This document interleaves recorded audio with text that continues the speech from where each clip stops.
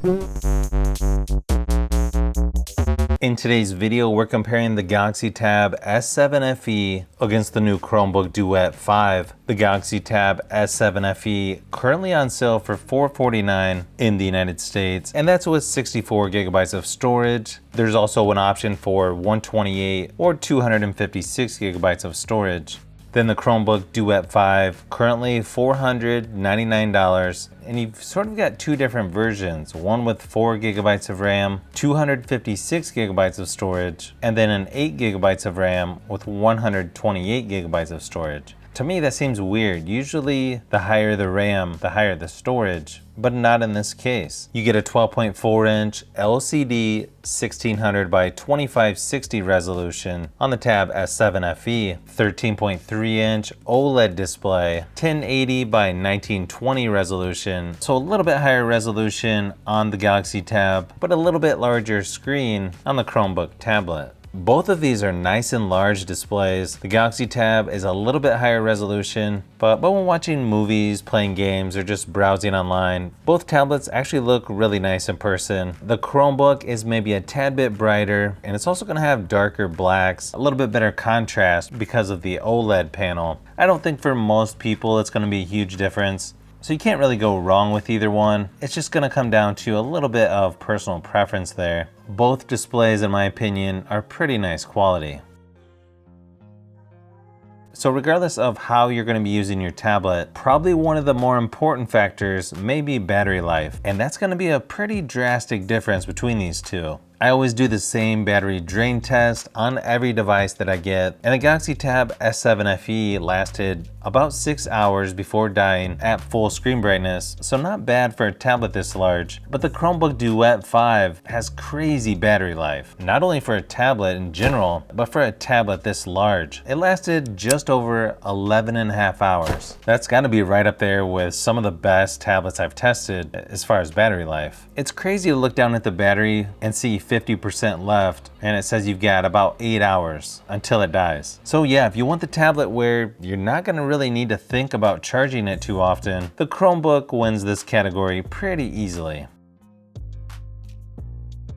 Now, software-wise, these are going to be quite a bit different, but yet still have some similarities. Besides the fact that you got Chrome OS on one, Android 12 on the other, you can still get access to a lot of the same apps in the Google Play Store on the Chromebook, but sometimes those apps are a little glitchy on the Chromebook, at least in my testing. So if you're relying on apps in the Google Play Store, they're just gonna be better on the Galaxy Tab. Nice thing is you get the S Pen included with the S7 FE, which is gonna be one of the best out there when it comes to stylus or pen support. Now you can use a USI pen on the Chromebook, but I feel the S Pen is a little bit better for most things that I've tested. You can also connect a keyboard to both of these tablets. Luckily, the keyboard is included with the Duet 5, which sort of makes it a little bit better value than the S7 FE. I mean, once you buy the keyboard for that, it's probably at least $100 more, depending on where you get it, if you get the official keyboard anyways. And then you've got Samsung DeX on the Galaxy Tab, which is a real nice feature to have. My only complaint about the keyboard that's included with the Chromebook,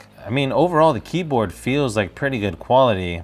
It doesn't have a caps lock, and there's no delete button. So if you use those two keys a lot, yeah, that could be a problem. I don't really think you can go wrong with either one as far as which has the better software. You are gonna get longer software updates on the Chromebook, so that's gonna be another thing to consider. But functionality wise, both have a lot of ways to get things done, and I like things about both of these tablets when it comes to the software. So it's gonna be mostly personal preference.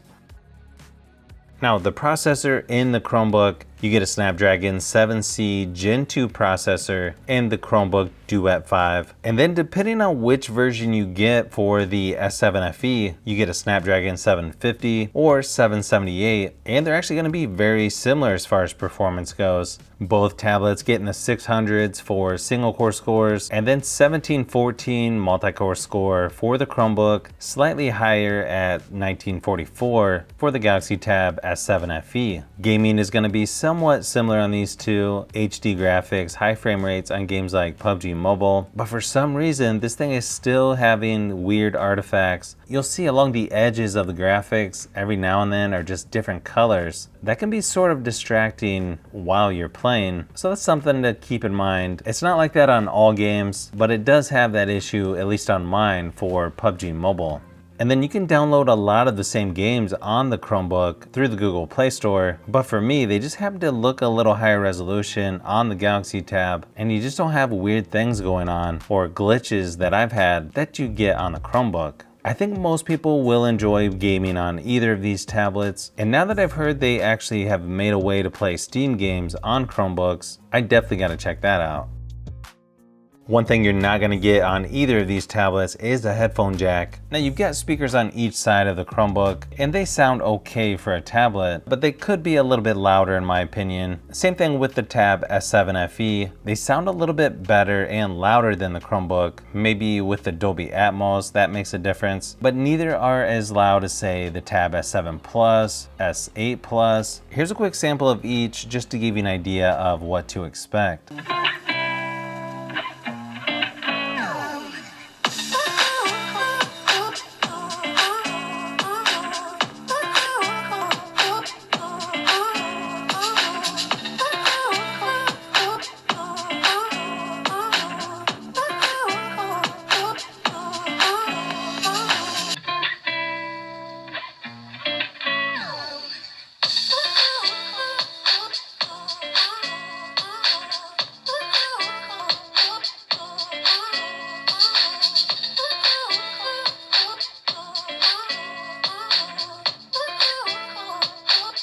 So as far as cameras go on these two tablets, these cameras do not do good, especially in low light situations. Probably a little bit better on the Galaxy Tab, but they both need quite a bit of improvements. I think as long as you're in good lighting for both, you're gonna get decent results. But to me, the photos look a little better on the Galaxy Tab. Weird thing is for video, it's higher resolution on the Chromebook, but it still doesn't look that good. Let me give you a few samples of each just to see what you think.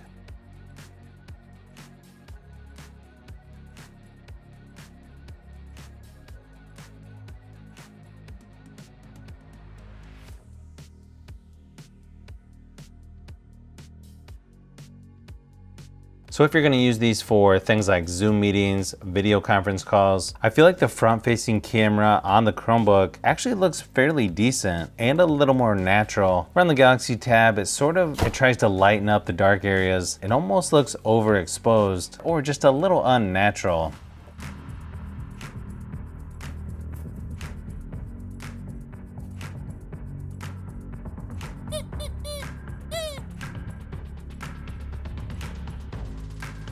So that's about all the time I have for this one. As you can see, some things pretty similar about these two, but then there's a couple categories where it's really not that close. So it's gonna come down to what's more important to you. Both are really nice options for the most part, especially considering the price and the size of these tablets.